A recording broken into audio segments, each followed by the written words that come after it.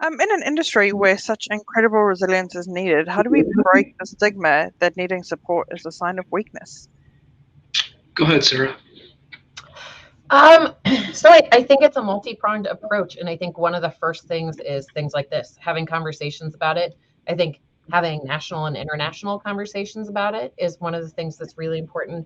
And just starting those conversations like at the macro level and at the micro level, like having those conversations around the kitchen table. And there's been a lot of discussion about what happens there and what's so strong and resilience building about the fire service. And it is what happens around the kitchen table.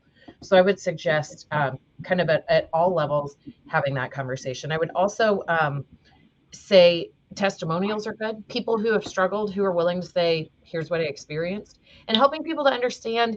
I had someone challenge me the other day when I was we were talking around mental health and resilience. And I said, I think it's great. And publicly, I'm very supportive, but honestly, like, I don't get it. It doesn't bother me.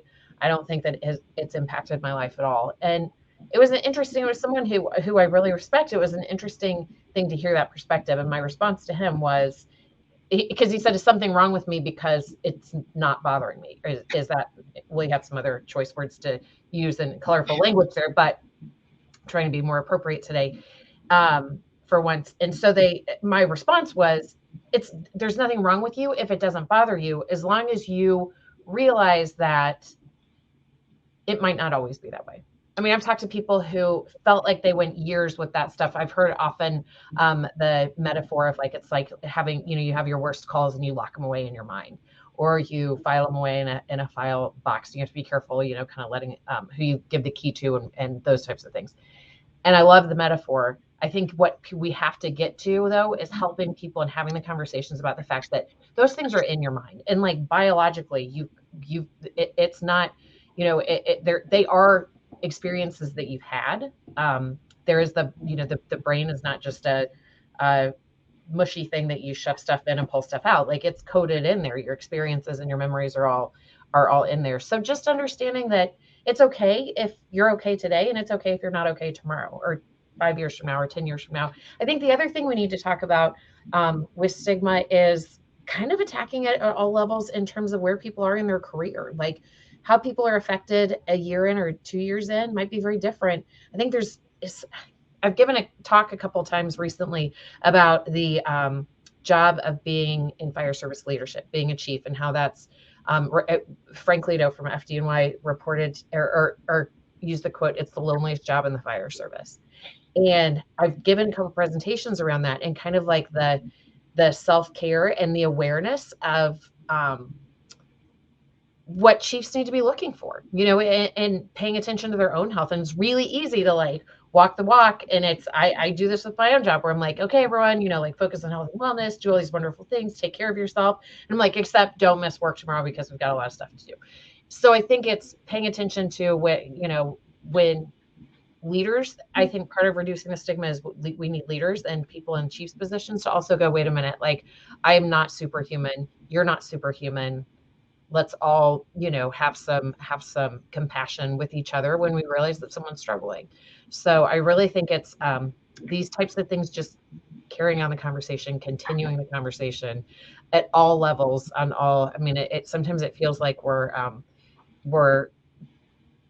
a hammer and everything's a nail, but I think the only way to move past the stigma is to keep having the conversation, because someone who wants to hear it today might not have wanted to hear it yesterday, and may need to hear it extra 3 days from now. So that's my answer. I think Sarah brings up some great points. And while she was talking, I was reminded of a line of duty death that we had, and we recently did a service for. And different people have different triggers. But I think we break that stigma by modeling what we expect of our colleague leaders, be chiefs or lieutenants. We provide the example that, for everyone to understand that we all experience physical and emotional trauma. I don't care how long you've been doing this, whether you're a paramedic or an EMT or a firefighter, all three, or you're in the office now. No one's immune to the effects this job has on us. We also do it by normalizing the various modalities available to us. Here at South Metro, we're fortunate to have I would argue, the best wellness division in the country. We have professional sports trainers, we have neurofeedback, we have fantastic peer support people that parlay into an EAP program, and we really talk about this a lot. Unfortunately, we've had several tragedies in the last 3 years, along with 3 mergers, which creates a completely different cultural example. But we need to provide time for our people to decompress after these incidents, and we need to start those incidents at the end with informal conversations, about the traumatic incident, and share personal experiences. One that I've shared before in some of these forums is my very first cardiac arrest as a paramedic student was a 6-month-old baby girl that was a drowning victim. And I was doing fine on the call, and then my preceptor said, "Hey, your daughter's 6 months old. How much do you think this kid weighs?" While I was trying to intubate her. Safe to say that kind of changed my outcome on that call. That was 25 years ago, and I still remember it like it was yesterday. So we all have those experiences, and I have done that after cardiac arrests or other calls where, pediatric calls, things like that. So it's about us as leaders showing the empathy and the compassion and showing that we've had it too. The worst thing we can do is let our young firefighters think that it's only them. We have to normalize it, that this happens to all of us. Most importantly, we need to lead empathetically, and we need to communicate that asking for help is a sign of strength. I recently finished reading the book Think Again by Adam Grant, which I would highly recommend. One of the quotes in there was, "Increase your question to answer ratio."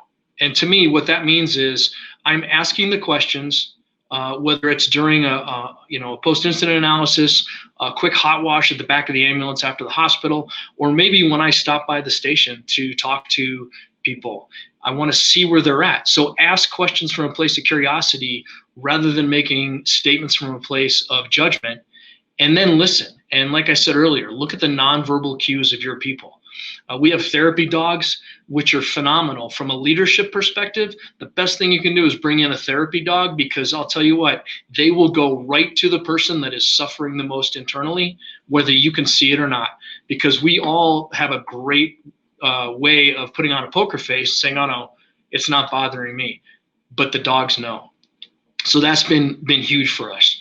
So that's what I have. I want to thank everybody for joining us, and the privilege of being able to speak to everybody and hear from my colleagues. Thank you.